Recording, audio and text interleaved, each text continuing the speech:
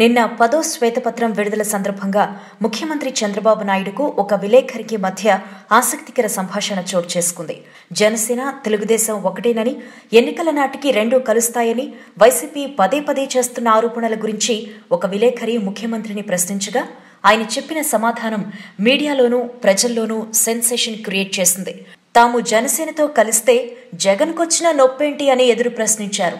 జగన్ తాను భాజపాతో కలుస్తానో లేదో చెప్పాలని, అంతేగాని పవన్ కళ్యాణ్ పార్టీ ఎన్నికల్లో పోటీ చేయటంపై ఆరోపణలు చేయటానికి అతనెవరని ప్రశ్నించారు.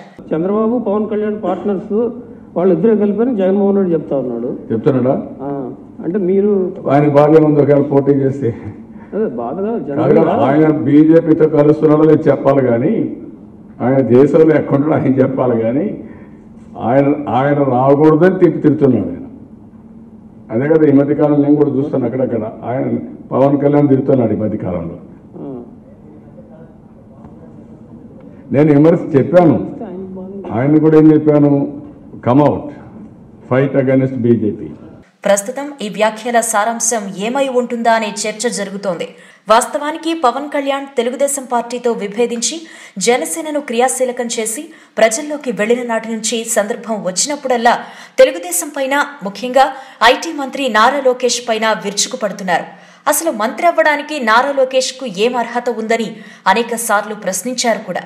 అదే స్థాయిలో తెలుగుదేశం నాయకులు పవన్ పై, ఆయన అవగాహన రాహిత్యంపై, ప్రజారాజ్యం పార్టీపై తీవ్ర వ్యాఖ్యలు చేస్తూ వచ్చారు. అయితే ఈ మధ్య కాలంలో పవన్ కళ్యాణ్ రాజకీయ విధానంలో ఒక మార్పు చోటు చేసుకుంది. ఆ మధ్య పశ్చిమ గోదావరి జిల్లా పర్యటనలో ఉన్న పవన్ ఉన్నట్టుండి అక్కడి నుంచి ముంబై వెళ్లారు.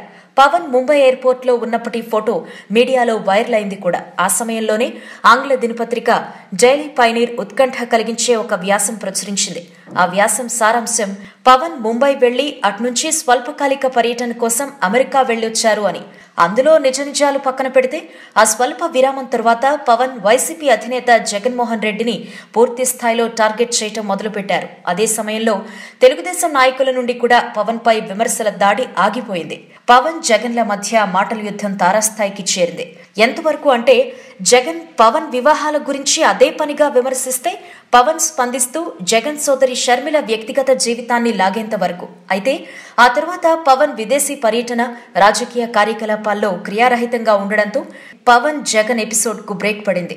పవన్ తిరిగి తన రాజకీయ కార్యకలాపాలను ప్రారంభించడమే కాదు, తన అభిమానులకు, పార్టీ క్యాడర్కు తాను ఎన్నికల వరకు అమరావతిలోనే అందుబాటులో ఉంటానని హామీ ఇచ్చారు కూడా. ఈ తరుణంలో చంద్రబాబు నాయుడు యాదృచ్ఛికంగా అన్నారో లేక వ్యూహాత్మకంగా అన్నారో జనసేనతో పొత్తుపై ఆసక్తి కలిగించేలా మాట్లాడడంతో రాజకీయ వేడి మొదలైంది. ఈ వీడియో మీకు నచ్చినట్టయితే లైక్ చేయండి, షేర్ చేయండి. మరిన్ని ఇంట్రెస్టింగ్ వీడియోస్ చూడడానికి మా ఛానల్ కు తప్పక సబ్స్క్రైబ్ అవ్వండి.